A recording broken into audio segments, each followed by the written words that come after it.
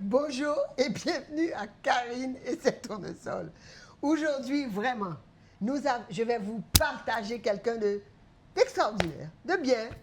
Elle s'appelle Viviane, mais plus connue sur le nom de Ken. Alors, avant de partager Ken avec vous, je voudrais d'abord vous parler de quelque chose, ce qu'on appelle la dignité. Alors, je vais vous lire juste un petit passage, bien vite. La dignité est le respect de soi-même et des autres, fondée sur la valeur humaine. Elle inspire un comportement noble et respectable en toutes circonstances. Cette qualité reflète l'autonomie et la fierté de ses valeurs et choix. Elle est une force intérieure qui résiste à l'humiliation et à l'injustice. La dignité est un pilier de l'identité personnelle. Alors aussi, il est dit que lorsque vous encouragez et aidez les gens à développer leurs propres ressources naturelles, vous faites plus que mettre du pain dans leur bouche. Vous mettez de la dignité dans leur cœur. Et c'est ce que mon tournesol a fait pendant plus de 25 ans et continue à le faire. Ken, merci. Je voudrais te remercier. Elle est la fondatrice de l'école La Dignité à Jacmel, à Pétavie, Caille Jacmel. Je suis là, je suis heureuse de t'avoir et j'en profite pour te remercier parce que je sais ce que c'est que de mettre de la dignité dans le cœur d'un enfant. Bon. Merci, Ken. Pas de quoi, mais je ne sais pas pourquoi, justement. Mais raconte-nous ton parcours. Bon, le parcours de l'école lui-même, Oui, c'est un oui. parcours très simple. Je n'ai jamais eu l'intention de fonder une école. Je m'étais éloignée de Port-au-Prince. Je voulais à tout prix m'éloigner de Port-au-Prince pour échapper à trop de bruit pour rien du tout. Donc, j'ai été dans un petit village, un vrai petit village de pêcheurs, nommé Pétavie, qui est devenu connu après, à cause de l'hôtel, la colline enchantée, à cause des gens qui sont venus habiter. Il n'y avait personne à l'époque, il n'y avait pas de route, la route était vraiment... Il y avait une camionnette qui s'appelait, d'ailleurs c'était assez maléré, pas brutal, c'était la seule camionnette. Et je devais descendre le dimanche, aller à la téléco pour parler dans cette petite boîte chaude du bureau de la téléco. Et il n'y avait pas d'électricité. Naturellement, les temps modernes m'ont rattrapé, la route est arrivée. Mais quand je suis arrivée moi-même, ce qui m'avait frappé, c'est qu'il y avait des enfants sur le bord de mer, nus, qui pêchaient lundi, mardi, jeudi, vendredi, toute l'année. Ça m'avait frappé, je leur avais demandé pourquoi ils n'allaient pas à l'école. Et ils me disaient que les parents ne pouvaient pas. Donc je me suis dit, bon, je vais vous apprendre à lire. Moi, vous n'avez pas besoin d'aller à l'école, je vais vous apprendre à lire. On va s'asseoir sous l'arbre, on va apprendre à lire. Ils étaient à 8, peut-être. Ceci, c'est en octobre 1999. C'est ça. C'est ça. En janvier, j'avais peut-être une quarantaine d'élèves. Mais ça a commencé, je suis venue te voir, je ne me souviens pas quelle année, tu avais devant ta maison, tu avais 2 petites huttes Non, et tu avais 10. C'est après. C'est après, mais... Oui, c'est pendant cette année-là. Mais il n'y avait pas 40 élèves. Non, c'est peut-être que tu es venu. Oui, quand tu es venu, j'avais déjà. Parce que s'il y avait 2 huttes, j'avais déjà 2 classes. 2 classes. 2 classes, ça ne pouvait pas faire moins que 40. Oui, c'est ça. Naturellement. Et puis, donc, après, à la réouverture l'année prochaine, c'était beaucoup plus formel de passer de lire. Seulement, j'ai dû prendre un prof. On se débrouillait comme on pouvait. On n'avait pas. Et les problèmes ont commencé la fin. C'est-à-dire que quand on avait des gosses, j'ai des histoires merveilleuses à propos des gosses. Non, vraiment. On est là pour partager. Non, il y a trop d'histoires. Si je fais ça, tu vas me garder tout le reste de l'année, donc ça va. Non, mais on va juste faire le petit pour parcours. Pour le moment, c'est ça. On va faire le petit parcours. On va y aller petit à petit, hein. Et elle puis, peut nous raconter. Voilà. À partir d'une année, on a eu une classe, 2 années, 2 classes, 3 années, et l'école est partie. C'était la première fois qu'il fallait faire des cours avec les parents pour leur apprendre que le bâton, ça ne se donne pas, que l'eau ne se gaspille pas. Et on est parti. L'école n'avait pas de nom pendant 2 ans. Surtout que quand j'avais décidé du nom, la dignité, tous mes amis étaient contre. Parce qu'à ce moment-là, c'était Aristide qui était ou au pouvoir ou venait de laisser. Mais, ça va avoir l'air d'une station de bus, etc. Mais j'aimais le mot. Et j'ai trouvé la force de répondre, mais il n'a pas inventé ce mot.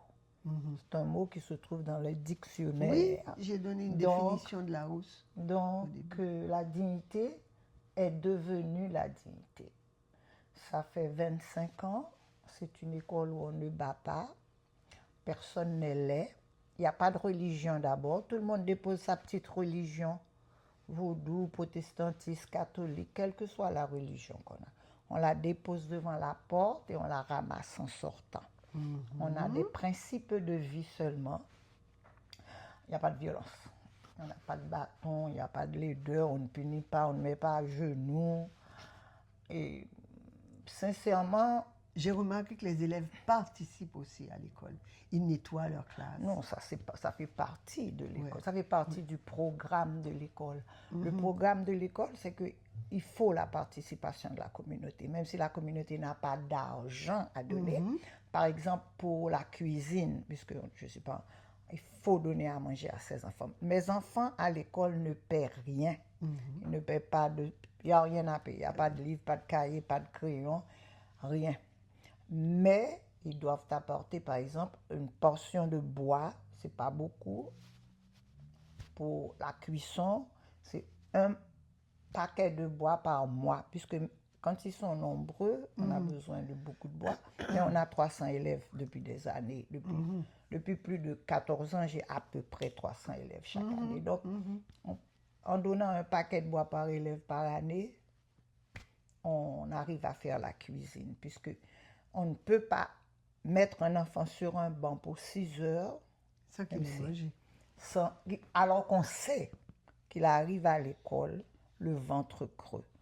Et les enfants que j'ai à la dignité, 80% sûr, 80%, n'ont de l'espoir et savent qu'au moins ils ont ce plat pendant les 5 jours d'école. C'est ce seul plat qu'ils comptent. Ils comptent sur ce plat parce que ce plat-là est assuré. Naturellement, nous recevons l'aide de la PAM, le riz, les pois, le sel et l'huile. Nous, on ajoute les légumes, les cocoyers et on n'a pas de viande, naturellement. On n'a jamais de viande, on n'en aura jamais. Mais j'avais vu un agronome, vous plantez aussi là-bas. Vous apprenez aux enfants. On fait des pépinières. On fait des jardins la cour, on fait le jardin de l'école aussi, mais c'est pas beaucoup. C'est vraiment pour apprendre aux enfants. Mais ce qu'on a, on n'a pas de terre. Le jardin la cour aussi, très souvent on pense que les parents n'aident pas, mais ce sont des gens qui sont tellement occupés à essayer de faire dessous et quart. Bon, ça c'est son... Mais l'école, bon, je pense que c'est... De quelle classe à quelle classe? On commence en première année. On a essayé tout. On a essayé à un certain moment sur la poussée de recevoir quelques fonds, de faire les classes, les classes avant la première année. Mais ce qui nous est arrivé, c'était une expérience très belle. Mais malheureusement, on l'a cessé parce que à l'école, la dignité, les enfants peuvent rentrer en première année, même s'ils avaient 7 ans, 8 ans, du moment qu'ils étaient dans les rues, qu'ils n'avaient pas ou bien que les parents n'avaient jamais mis à l'école, ils pouvaient rentrer. En formant les enfants en préscolaire, ce qui est arrivé, c'est que, vu qu'on prend 30 élèves par classe, on avait déjà les 30 élèves, les 30 petits. Donc les autres restaient dans la rue. Ce n'était pas la philosophie de l'école. La philosophie de l'école, c'était OK, ceux qui veulent l'école, parce qu'ils doivent vouloir l'école. Ils ne peuvent pas venir à la dignité s'asseoir et regarder passer les Ouais, mouches. ouais. Et il y a des choses à faire à la dignité. Donc, et les gens ont besoin de la place. Donc, on a dû, malheureusement, c'était pas parce qu'on a aimé faire ça. C'était beau d'aider les plus petits tout vivants. Mais Très tard. on a dû cesser puisqu'on laissait trop d'enfants dehors. Et c'est trop d'enfants là qu'on laissait dehors, c'était les enfants qui habitaient avec des gens, vous savez, les enfants qui n'iraient ce pas qu'on à appelle. l'école, les enfants. Et on a même fait des règles spéciales à l'école. Il y avait l'heure, il y avait le respect, mais l'enfant qui vivait chez les autres avait le droit à un petit retard parce qu'il fallait qu'ils finissent de nettoyer les vaisseaux, comme on dit, finissent que. Donc, Leur petit travail. leur petit travail. Donc, ils avaient le droit, ces enfants-là avaient le droit de rentrer à l'école après la fermeture de la barrière. Le gardien savait, ils pouvaient rentrer. Il y avait beaucoup de petites règles comme ça, parce qu'on a, chez nous, à l'école, la dignité, on a l'arbre au mot, c'est l'arbre au principe de vrai. C'est-à-dire, c'est des mots comme humilité, des mots comme respect, des mots comme non-violence, des mots comme amour, des mots comme entraide, des mots comme travail, des mots comme respect qu'on a dans cet arbre-là. Et la dernière chose que je dirais, ou l'une des dernières, c'est que les cours comme environnement, hasard du temps, les catastrophes, on a commencé à faire ces cours depuis plus de 14 ans. Naturellement, ils n'étaient pas mis au programme du ministère, mais nous les faisons. Nous allions nettoyer les sources. Les plages. Nous allons nettoyer les plages. Nous allons nettoyer. Nous avons des dates dans l'année où nous avons fait. Et aussi, nous allions aider les gens aussi qui faisaient un petit jardin, des vieux. On donnait une équipe qui allait travailler pour 2 ou 3 heures pendant un samedi et un dimanche. Et ceci sans récompense, absolument. Et puis à la dignité, on a été aussi pendant, je devrais dire, ces 12 dernières années, toujours aux examens officiels, on s'est toujours entre 100 à 90% de réussite. Oui. Naturellement, ces 4 dernières années-là, non, je devrais dire, donc 12 années avant, plus ces 4-là, il y a un petit peu de baisse. On n'a plus de problèmes. Les fonds ont été coupés. Les ateliers, tous nos ateliers ont été fermés. On avait des ateliers de danse, de chant. On a même un piano. Travaux manuels. Les travaux, oui, on a fait le papier mâché. La paille. Oh oui, on a fait beaucoup de vanneries. On a eu beaucoup de succès en vannerie. De photographie, qui était le professeur. Photographie, donc Madame Karine était le professeur. C'était formidable. C'était formidable. On est parti, puis à la fin de l'année, on est allé voir des expositions que Ronald Meuse avait préparées avec des photos de carnaval. Après, pour la fin de l'année, ils sont partis et chacun devait me préparer 2 photos. Mais on a fait une belle exposition avec ces photos. Exact. On a fait une très belle exposition. Bon, c'était une école valable. C'est une école toujours valable. Je sais quand même, parce que malgré les vents et marées, on a tenu, et cette année a été dure, particulièrement extrêmement dure avec la faim et tout. Mais on a tenu le coup. Okay. On a tenu le coup, certains parents, certains amis ont donné un petit sou par là. C'est pas, on a pu avoir $4 000 en plus et on a nourri parce et puis avec le PAM a recommencé à nous donner. Parce que ce qui arrivait, c'est pas qu'ils refusaient de nous donner le manger, c'est qu'ils ne pouvaient pas traverser le manger, le Port-au-Prince à venir dans le bois là-bas. Donc, c'est une belle expérience, c'est une partie de ma vie, une grosse partie de ma vie. Grosse partie. Alors maintenant, tu es à Miami et tu diriges d'ici. Bon, heureusement que j'avais délégué déjà beaucoup de pouvoir. Moi, tous les professeurs, quand tu as travaillé, je n'étais pas là. Tu n'étais pas là non plus. J'avais fait, c'est très très bien organisé. Oui, bien organisé. Que du point de vue comptable, où les personnes qui écrivent les chèques ne peuvent pas les signer, et puis tous les chèques sont faits selon un budget déjà déterminé, ne peut pas dépasser 1 centime. Je ne peux pas vous dire, les profs sont d'une patience avec les élèves. Ils c'est sont leur job. bien formés. Ils ont été formés Oui, avant. oh oui. Quand j'ai commencé, on a pris des gens sur le tas. Mais je suis arrivée à fidéliser le personnel. C'est-à-dire que si quelqu'un ne reste pas, je vois ça tout de suite. Donc, je ne vais pas garder ici. Mais on a eu beaucoup d'appui avec ce ACDED, qui est une association européenne d'aide aux professeurs, justement, où on a formation continuelle. On a la formation continuelle. Et TDH qui a financé, c'est TDH qui a financé le paiement des professeurs, le paiement Qu'est-ce que du tu mat. appelles TDH? C'est Terre des Hommes Suisses. Ah, ok. Terre des Hommes Suisses, c'est une petite... Il y a Terre des Hommes Genève et Terre des Hommes. Terre des Hommes Genève qui nous finance. C'est partie de Terre des Hommes Suisses. C'est une petite... Ils venaient chaque année, ils viennent auditer chaque année. C'est vraiment... Ils continuent. Ils continuent à nous financer, mais ils perdent beaucoup d'argent. Donc, ils ont coupé un peu les budgets. C'est ça qui nous a donné tellement de problèmes. Mais je pense que c'est unique. Moi, j'ai essayé d'approcher le ministère. Pendant 10-12 ans, j'essaye. Jamais réussi. Jamais. Haïtien? Le ministère haïtien. Bon. Qu'est-ce que tu veux que ce soit? Bon. Je suis en Haïti. Donc, je n'ai jamais pu trouver. Bon, on a toutes les relations scolaires au ministère, c'est-à-dire les inscriptions, tout est fait, on a bon rapport, mais j'ai essayé d'avoir un directeur, je suis obligée de m'adresser même pas à Jacmel, au département de... J'ai jamais eu de suivi. Jamais. Et comme j'ai pas eu beaucoup de temps à perdre non plus, je dois avouer ça aussi. Non, j'ai pas de temps. Mon temps est précieux. Ouais. Donc, Ken, ton temps est précieux.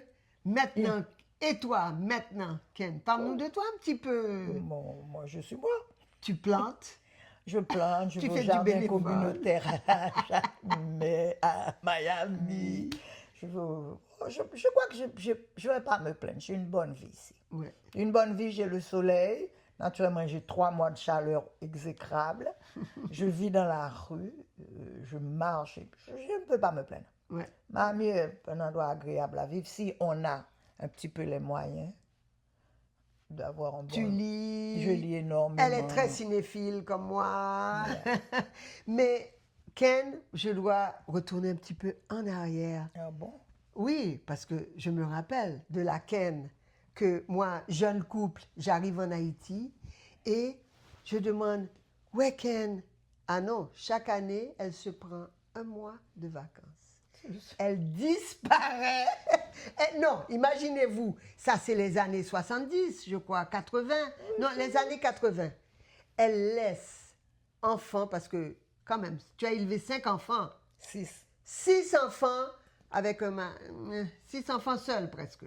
Seuls. Mais elle se prend un mois entier où elle disparaît. Personne ne sait où Je elle va. jamais disparu. Oh, Ken, on Je ne savait me pas. reposais. Tu te Je me reposais. Elle a beaucoup voyagé, donc c'est pas qu'elle se reposait en Haïti. Elle avait un sac au dos. Sac au dos, elle jouissait C'est du monde. une manière, oui, c'est ça, c'est une manière de se... Parce qu'il y a beaucoup de gens se qui pensent recharger. que se sacrifier. Moi, je ne me suis pas sacrifiée. Non, Non, non, je ne me suis pas sacrifiée pour jamais mes tu avais enfants. l'air d'une martyre. Je ne me suis pas sacrifiée pour l'école. Si je ne prends pas du plaisir à faire quelque chose, moi, te dire, si c'est toi, tu vas crever parce que je vais te laisser crever. Non, je veux pas, je ne serai jamais une mentir. Non. Je sais pas. Donc, à un certain moment, il faut se ressourcer. Donc, Oui, je me se ressource. ressourcer. Nous avons été en Grèce la semaine. Ah oui, Quand est-ce qu'on a été au mois de... L'année dernière, au mois de novembre. Début novembre. Nous avons fait un superbe voyage en Grèce. Et vraiment, c'est une compagne incroyable. Donc, Ken, je ne sais pas, moi, avant de te laisser, qu'est-ce que je peux te demander comme question? Aucune. Si tu as... Oui, écoute. Si tu avais quelque chose à dire à la petite Ken de 12 ans. Je ne me rappelle même pas de la petite Ken de 12 ans. Tu ne te rappelles I pas de la swear. Ken de... Non. Bon, la Ken de 18 ans. Cesse d'être une idiote. Quoi? je ne me serais pas mariée à l'âge où je me suis mariée et à avoir des enfants, ou comme je l'ai fait, si je n'étais pas une idiote. Donc, c'est ce que tu lui dis. Non, il y a une affaire qui s'appelle la prise de conscience. Ouais. Tu sais, il y a des gens qui, à 80 ans, sont toujours encore des petites filles de 18 ans. Moi, j'ai cessé d'être 18 ans à 25 ans. Tu as pris tes Oui, responsabilités. je n'ai pas pris mes responsabilités. J'ai compris que il y a des choses dans la vie qui valent la peine d'être vécues et il y a une manière de les vivre. Bon, non, la fille de 18 ans n'était pas très intelligente. On n'était pas formés non plus. On n'avait pas les lectures qu'il faut. Heureusement que j'ai eu quand même une ou deux personnes dans mon entourage qui voyaient les choses différemment. Et il y avait un médecin de famille, un médecin proche de nous, qui avait dit quelque chose une fois. Son père biologique était mort.